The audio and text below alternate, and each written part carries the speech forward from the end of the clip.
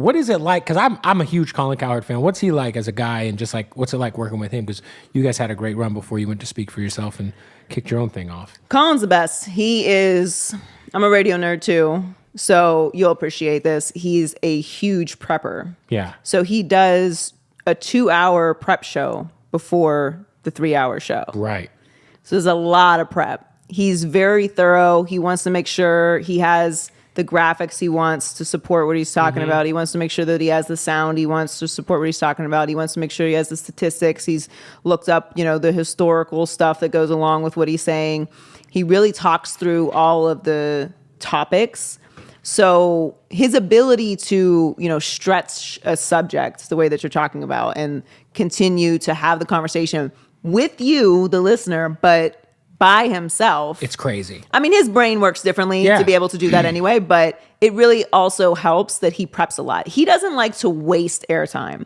So sometimes it depends on the show, obviously, but we'll do a little banter back and forth, whatever, about, being in wine country or whatever, him going to Utah, but it's never too long. We don't let that conversation be the conversation we're having in the segment. Right. He always brings it back to, okay, what do we want to get to here? We're gonna get to Aaron Rodgers here. Like we can go a little bit off to make sure that people know that we're human beings, but we got to talk about what we planned on talking about. He's very, very serious about the show. He feels like it's disrespectful to the audience to not be prepared to do a show. I love it. So that's really what makes him great and able to do such a big show, because 3 hours of content is a long ass show. For sure. In our business, that is an insanely long show, and he does it as his show. Yeah. So he can do all of that by himself if he needs to. Obviously, for you, because you have your solo podcast. I haven't done this podcast You haven't done it for a while. Yeah, but I had one for several years. But while you were doing the Cowherd show, you had your own show, right?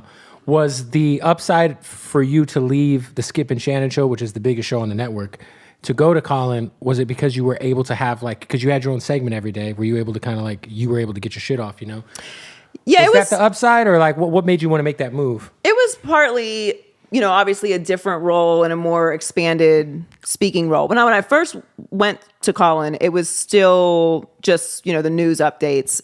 He'd bring me in here and there, but it took a little time for us to build up the muscle of him being able to just lean on me when he needed to. It's a trust and chemistry. Right. I had done the show a lot, so I already knew the beats of the show because I would fill in on her a lot when I was doing Undisputed. So we already knew how to do the show together, but what the show was going to feel like together just took a little time. And us doing it from home during the pandemic actually really helped us a lot because we just had to talk.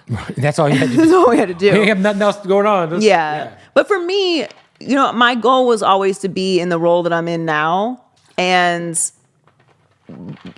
it was important to me to always keep growing in the business. So I did 2 years of Undisputed, and I felt like I had, mastered that role. And there was, I'd kind of hit the ceiling of how much better I was going to get at that role.